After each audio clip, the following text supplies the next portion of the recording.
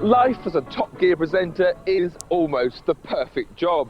Okay, the hours can be a bit long, the pay is of course not enough, but you do get to drive some of the most expensive and wonderful cars in the world. But then they ask you to drive this.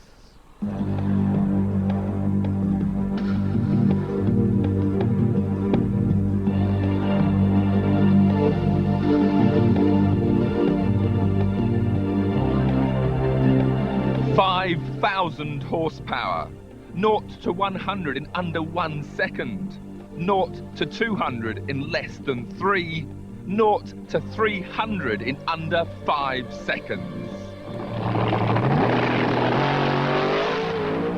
It's one of only a very few sports where women have taken on men on equal terms to win both world and European crowns, and they call it drag racing.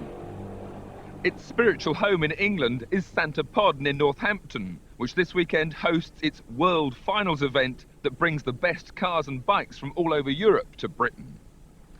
Now, no one's suggesting I jump straight in the 5,000 horsepower top fueler.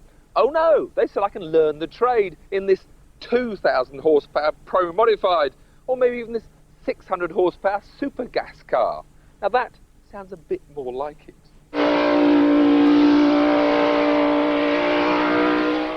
But drag racing isn't just about blasting up a quarter-mile straight. First, there's the tyre-warming burnouts. Now, in order to keep a check on the state of my nerves, I've had a heartbeat monitor fitted. Now, when I'm at home watching television, my heart rate's about 52. It's already up to 83, and if it gets anywhere near 200, I'm going home.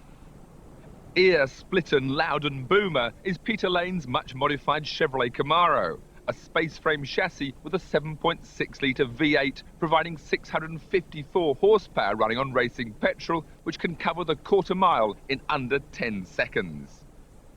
A Power Glide 2-speed automatic transmission makes life fairly simple, but then brake line locks and transmission locks make things much more complicated. And then I pump up the brake. Right. Press the button first, then you can do it either way. Burnout done. Time for my first run.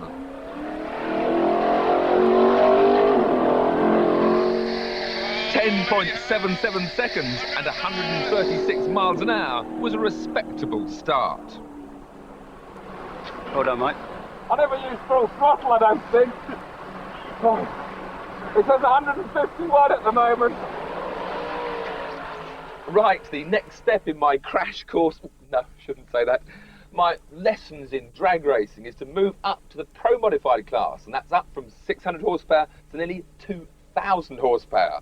And Neil Taylor has kindly put a passenger seat in his machine so he can take me on a guided tour and show me how all these levers work. What on earth are all these for, Neil? Well, it's quite simple, Tiff. You've got a forward and reverse selector here. All the levers pushed forward will give you first gear. We then sequentially pull back for second, third and fourth gear. You'll hit fourth gear about 4.5 seconds into the run, about the 8th mile mark, and you'll be doing around 160 miles an hour when we get there. Thank you. So I've got to do all that in 4 seconds? Indeed. In the right order, of course. I've got to sit here and watch you do it? I'm afraid so. Oh no. The Pro Modified runs on the same racing fuel as the Super Gas, but now there's the extra boost of nitrous oxide injection, which will push the power output of the 11.6-litre Ford V8 engine up from a basic 1,200 horsepower towards that 2,000 mark. The rolling burnout was actually quite a fun ride, but I knew the serious bit was about to come. Oh, I think it's going to get very, very unpleasant in any second now.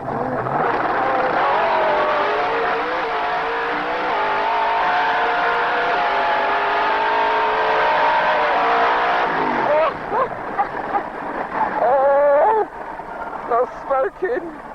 Oh, I want to go home immediately.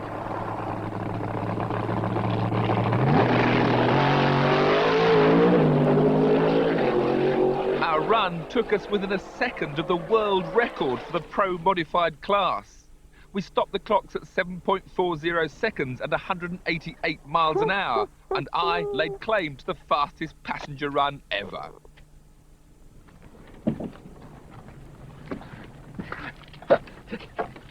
I've heard the expression, what a blast, and I suppose that was a blast, but I took my glove off just now and it says 202. I think it's time to go home. Thanks, Neil. You'll drive back on your own? Aye. Anywhere. But of course, I couldn't go home. I passed on the offer to drive Neil's complex machine, but I had to have a go in that top fueler, the Formula One of the drag strip, powered by an 8.2-litre Chrysler V8 coupled to a Monaghan supercharger. Running on nitromethane, it produces 5,000 horsepower and 5,000 foot-pounds of torque. It's all very high-tech stuff, with the latest onboard telemetry from the Grand Prix world used to monitor the acceleration and performance of each run in minute detail. My chassis had been built by Swede Peter Lance, and he carefully talked me through the starting procedure. Okay, I'm in stage. What's going to hold me before I go? What you're doing when you're in this stage, when we told you to stage, you're holding on the brake, you have the clutch all the way up, because it's like an automatic that far. You're holding, when you can see the yellow light and green, you just hit the throttle pedal as hard as you can, like you hate it, and then you're on, either way you run it full out or you off it. So if you're off the throttle, you can never go on it again, because then you're going to break everything. So it's either off or on. Simple. Simple. Okay, let's hear this wonderful engine start up. Yeah, let's see. First, a demonstration of what I hoped to achieve. The burnout, and then the run. Not a full run, just a 1 second blast to taste the power. I felt surprisingly calm, cocooned in the cosy cockpit. I would never do this again, but I really wanted to do it now.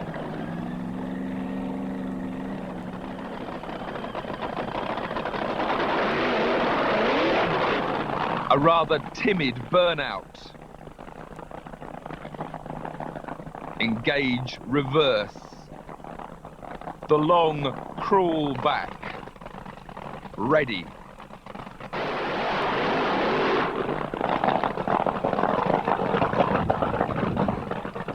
The effect was like the firework that failed to fire, and I wasn't allowed to reignite it. The telemetry showed I'd only managed to get the throttle 90% open before the violence of the takeoff made my foot jump off the pedal. In an instant, I'd experienced 3.5 G of acceleration and been spat from 0 to 60 in 1.5 seconds. My heart rate had peaked at 211. How you feel, how it hooks? Oh, but I jumped off the throttle when it moved. I can't blame you. I can't blame you. You're sitting in one of the fastest cars on earth. Thank you for trusting me with your machine. No problem. Everything in one piece, you and the car. And the sun's shining. Yeah. It's lovely. Okay, you can start rains now. Tow me home. Oh. Shame there wasn't time for another run. But then, discretion is the better part of valor. Oh, let it be a sledgehammer. This will be my testimony.